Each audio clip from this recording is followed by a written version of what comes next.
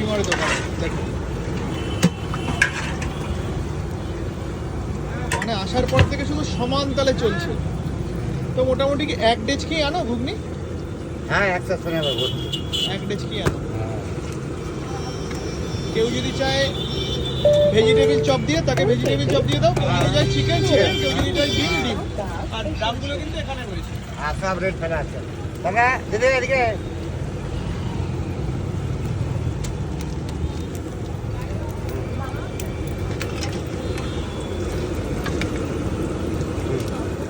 Chance পেলাম এসে একবার একবার ফাঁকা আছে, কোনো অসুবিধা নেই। না